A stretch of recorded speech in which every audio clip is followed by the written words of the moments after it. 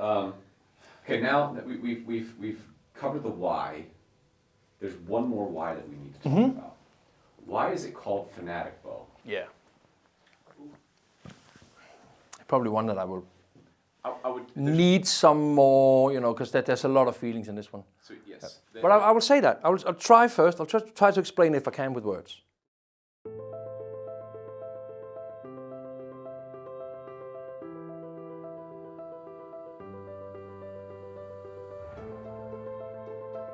Many, many hours and long trips all over the world went into making Warpaints Fanatic. We have been developing on a paint formulation. We are doing a new Warpaints range.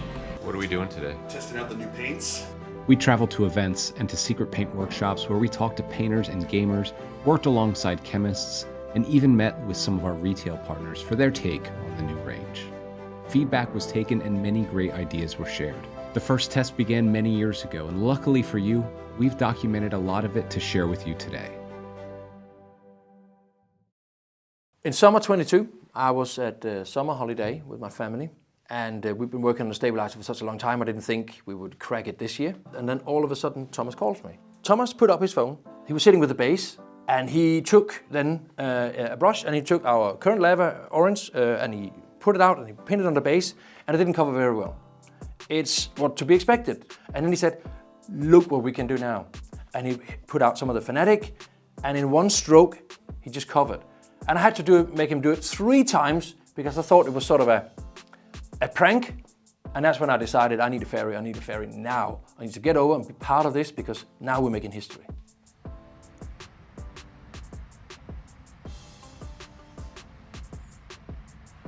Welcome guys, thank you for coming, for joining the project. We have been developing on a paint formulation, or a few paint formulations the last half year. And what we've found is that our current line of paint is found a bit wanting when it comes to certain aspects of painting, like coverage and so on, in comparison to the competition. These early blind tests that Thomas did were a pivotal moment in the Fanatic timeline. It motivated us to host 3 talented and unique individuals to our Danish headquarters. A world championship organizer. My name is Tom Adriani. Popular YouTuber. My name is Brent. And an award-winning painter. My name is Nicholas. Arrived as representatives of gamers, hobbyists, and painters. We learned from our work with the paint development team on many ways that we could better incorporate the community in our product development. And after a long chat over a cold beer with Brent Amberger of Goobertown Hobbies, he suggested that our testing needed to include more people. And that's just what we did. I think we came such a long way in such a short time. And that's when we started really to take all the people we've been using in the process before back in and saying, listen guys, I think we nailed it. What do you guys think? We've always been known as the affordable, approachable, the company that has paints available everywhere, the 3 A's as we say in the company. But we weren't often talked as the company that was premium product line, but we often hear that people are rooting for us. They really like what we're all about and what we stand for as a company, and that means a lot to us, absolutely.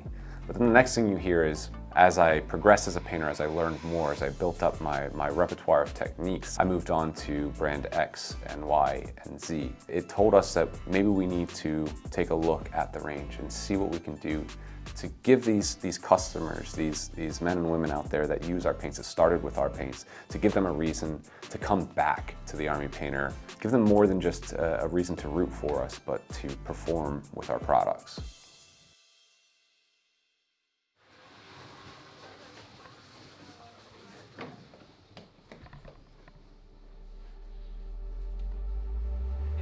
One of those talented testers was Thomas's close friend and well-known Danish miniature artist, Tua Kai. Tua Kai?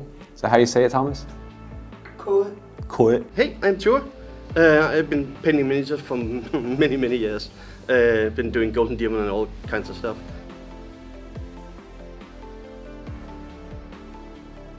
I've been called in to help formulate the new range. Tua was heavily involved with the color range, and his feedback played a huge role in the color selection you will find in the range today. So at the moment, I mean, none of it is really finished, but all of it is nearly finished. So it's all about like, so do we want this one a tiny bit brighter? Maybe this one a little bit darker? That kind of stuff. I'm here to help with that. But I mean, this is awesome. I think it'll be a really, really good range. We've almost nailed all the Hex series of 6 colors in a row. We're still missing a few color series, a few holes in the existing ones, and when that's done, we'll go back and tweak the colors to make sure that every single series of colors is perfect. The best possible range of colors. It's just fantastic to see. Obviously, in the end, I'll take the full honor for it. That's my job. It's a tough one. But so far, right now, I'm really impressed with the fact that we've actually got a range that is incredibly coherent, and we cover almost all the bases. And once that's done, it's down to production, it's down to manufacturing, and it's all that stuff. And that's why we also got Nikolai and Kim in, who's got a different perspective on it, being experts at painting on a different level and using it on miniatures. It's easy to make a color in half a liter of a bucket, but when you want to make 100,000, 200,000 liters in a year, that's the difficult part. The painters, they want everything crazy, vibrancy here, this shade or this hue here and there, but there is some technical restrictions to it that has also been a part of the job to do, to keep them in the zone where we can make this happen in real life.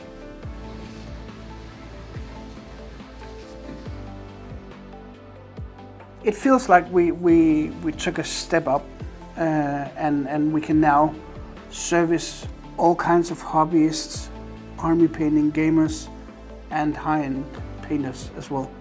This is true for me. It's truly amazing because being part of this company, this is all we want to do. All the employees in this company wants to make products that are cool and then people like. That's, I won't say it's all that matters, but it's almost all that matters for us. So be able to make a paint that's so complete that I feel it is everything. In April, we traveled to the Gamma trade show in Reno, Nevada. It was there we met with top retailers to validate the range from a retail perspective. So we got 18 washes, 18 metallics, and 18 special effects. But they also really love playing with the paints too. Yeah, I think you should focus on paint. I think you're doing good. Yeah. Okay. Yeah, tell me where to go.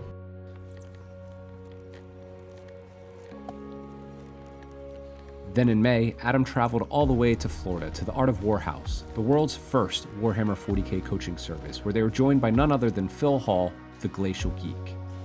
The truth is, our war paints are a little outdated, and it's been the one area, even though it's like the largest category of what we sell, it's been the one area that has the largest room for improvement. We recognize that. No paint range is perfect, but we dared to ask, what if we attempted to make the perfect paint range? There we tested the paints with the top competitive gamers in the world, ensuring that these paints could stand up to the last-minute pre-tournament army painting demands of these elite gamers. One coat works for all of these. And again, over the white, even the vibrant ones that are thinner and noticeably thinner, they still do a good job of getting one coat on there. I love this blue right here. Yeah, using the same way. Is it the sea blue? Yeah, that's what we're looking for. Well, Nick, you did. Do we have like a... My part of this project, the Fanatic project, was that the high-end painters would praise it as a high-end product. During the process of producing this paint, we've had feedback and tests coming in from some of the best painters in the world, people that I compete with. Some of my best friends are in the painting community, and they've all helped with the Fanatic war paint.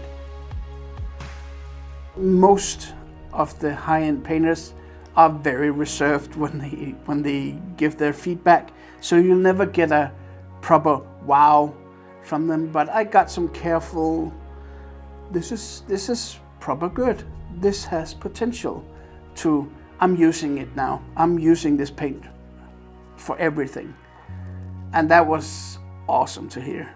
That made me feel very good, very happy. It sounds like we nailed it.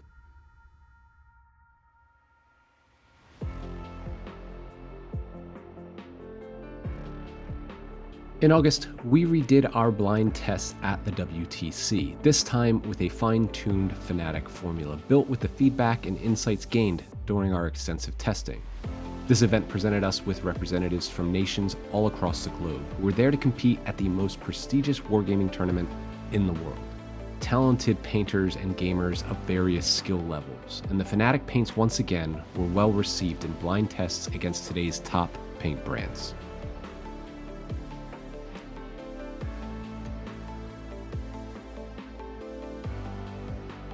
One of the reasons I think we're near perfection with Warpaints Fanatic is because of the feedback we got from the pro painters telling us this, from the competitive gamers telling us this, and from the hobbyists telling us this.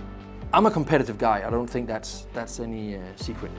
I want to be the best at everything I do, and being able to close, we have the speed paint, we have the air, and now with the acrylic paints, the Warpaints Fanatic, being the best we can make them, being the best maybe out there, just makes me proud and really excited, because that's everything I strive for, is always to be a little bit ahead and always trailblazing and showing others what could and should be done. And I think with Warpaints Fanatic we've done just that, and that is highly exciting, I've got to say. After all of that testing, we felt something was missing. And that thing that was missing was the opinion of our top fans and customers. At the end of the day, we wouldn't have a business without all of you rabid hobbyists, passionate painters, and hardcore gamers. And we wanted your opinion to be the first that the world would hear about this mysterious new range.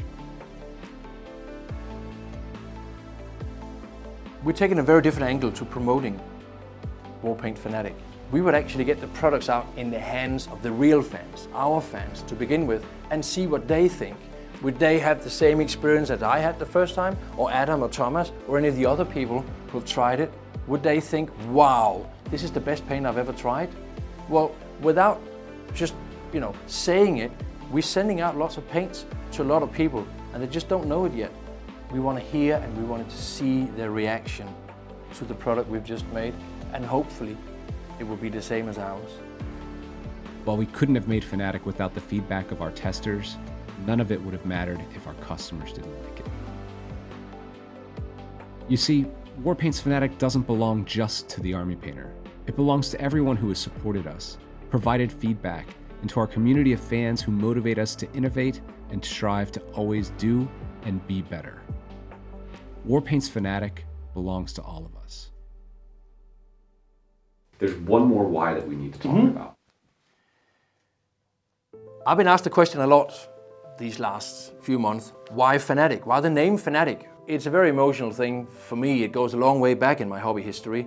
When I was working with Games Workshop, I was also working with Jonas, who I also started Army Painter with. He used to be my boss back then.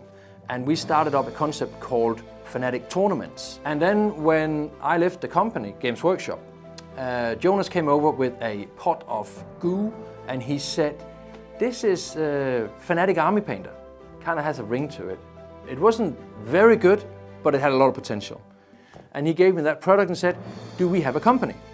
Jonas and I then built Army Painter up to what it is today, and this previous Christmas he left the company and retired, and now I want to give the name Fanatic into the new Warpaints in his honor, basically, helping me build Army Painter to what it is today. So there you have it.